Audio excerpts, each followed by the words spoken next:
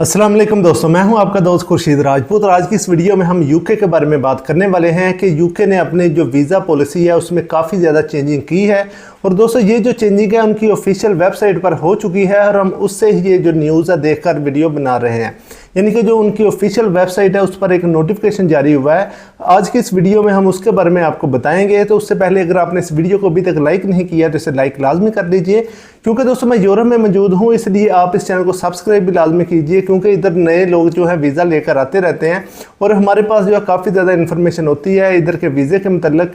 आपका दोस्तों कुछ नहीं जाना, आपने सिर्फ सब्सक्राइब के बटन पर क्लिक करना है और हमें इससे काफ़ी ज़्यादा मोटिवेशन मिलती है और हम मज़ीद अच्छी वीडियोज़ बनाने की कोशिश करते हैं।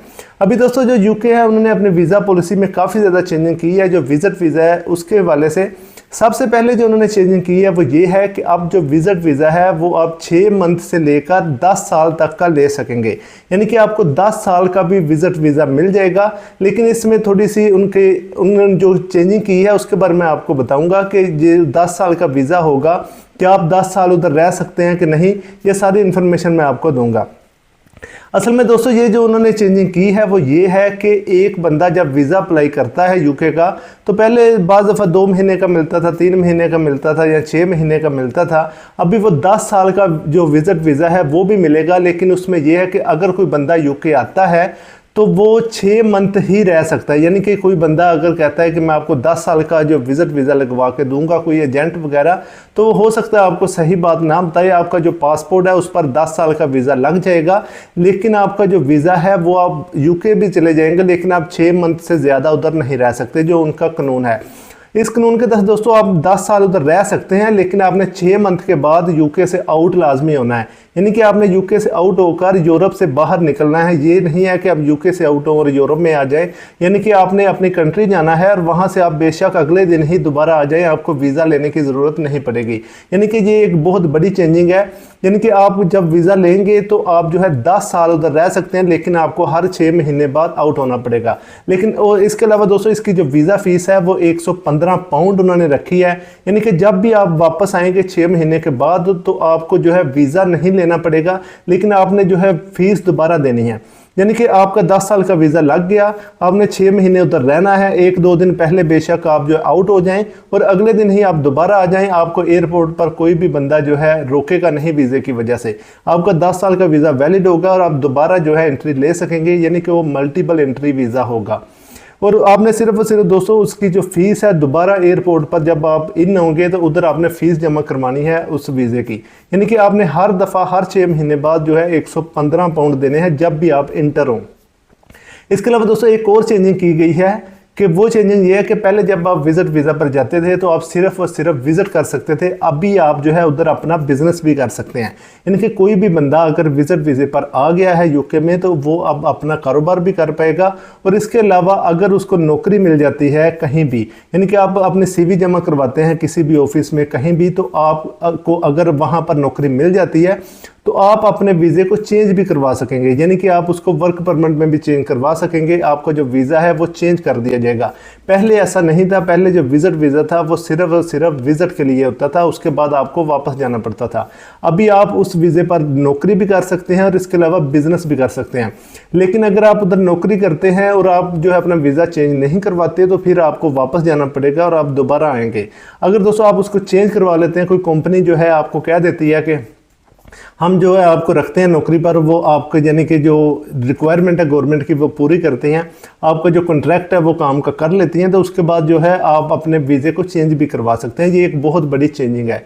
इसके अलावा दोस्तों इसकी जो रिक्वायरमेंट है वो ये है कि आपका जो आपने जब भी इधर यूके में आना है तो आपने अपने एक मुकम्मल एक प्लान बनाना है कि मैं इस प्लान के तहत उधर जा रहा हूँ। आपने जब भी वीज़ा अप्लाई करना है तो आपने सिर्फ और सिर्फ 115 पाउंड फ़ीस देनी है।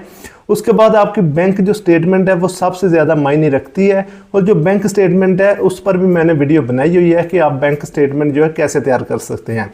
उसका जो लिंक है इसी वीडियो की डिस्क्रिप्शन में मैं दे दूंगा, आप उस वीडियो को देख सकते हैं। इसके अलावा आप हमारे इस चैनल को विजिट भी कर सकते हैं, उस पर आपको बैंक स्टेटमेंट की वीडियो मिल जाएगी। वो बैंक स्टेटमेंट की आप वीडियो देख सकते हैं। वो वीडियो जो है आपके बहुत कारआमद आएगी, यानी कि आपके बहुत काम आएगी। वो एक बहुत ही कारआमद वीडियो है जिन लोगों का वीज़ा जो है बैंक स्टेटमेंट की वजह से रिजेक्ट हो जाता है।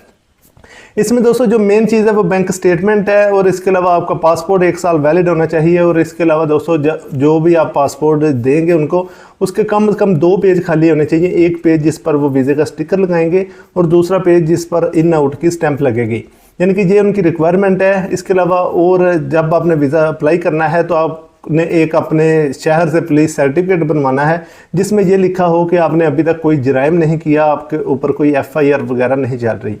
और दूसरी दोस्तों बैंक स्टेटमेंट बहुत ही ज़रूरी होती है। बैंक स्टेटमेंट की बुनियाद पर ही जो वीज़े हैं, जो विज़िट वीज़े हैं वो लगते हैं।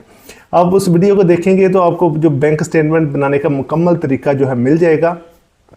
इसके अलावा दोस्तों जो भी आप प्लान बनाएंगे उस प्लान के तहत आपने प्लान कुछ इस तरह से बनाना है कि आपने फ़र्ज़ करें आपका जो 2000 पाउंड खर्चा है, आप 1 महीने का उधर लिखते हैं और आप जो है 2000 पाउंड एस्टिमेट लगाते हैं कि मेरा 2000 पाउंड खर्चा है, तो आपने एक मुकम्मल एक पेज पर हर चीज़ लिखनी है कि मैं फ़लाँ जगह जो है उधर घूमूंगा, उसके बाद ये मेरा होटल का ख़र्चा है, और इसके अलावा ये जो है मेरा उधर घूमने फिरने का ख़र्चा है, ये यानी कि रेंट वगैरह और खाने पीने का, वो सारा आपने प्लान एक बनाना है और वो भी आपने एम्बेसी में जमा करवाना होता है। अगर आपका कोई उधर दोस्त रिश्तेदार रहता है तो आप वो भी मेंशन कर सकते हैं कि ये मेरा दोस्त उधर रहता है, जो मेरा घर का ख़र्चा है या होटल का ख़र्चा है वो मुझे नहीं, यानी कि वो आप ख़र्चा ना भी इंक्लूड करें, तो आपने उस बंदे का नाम और जो पता है और उसके जो डॉक्यूमेंट की एक कापी साथ लगा देनी है कि ये बंदा फ़लाँ घर में रहता है और मुझे उसने कहा है कि आप इधर आ जाएं। आपने उससे एक लेटर लिखवा लेना है, एक पेज पर लिखवा लेना है, और आप वो भी साथ लगा सकते हैं। इससे ये होगा कि आपके पास अगर पैसे कम भी हैं बैंक स्टेटमेंट में तो आपका जो बैलेंस है वो कम भी होगा, तो अगर कोई बंदा जिम्मेदारी उठाएगा तो आप उसको साथ में मेंशन कर सकते हैं। इससे भी जो वीज़ा मिलने में काफ़ी ज़्यादा आसानी होती है।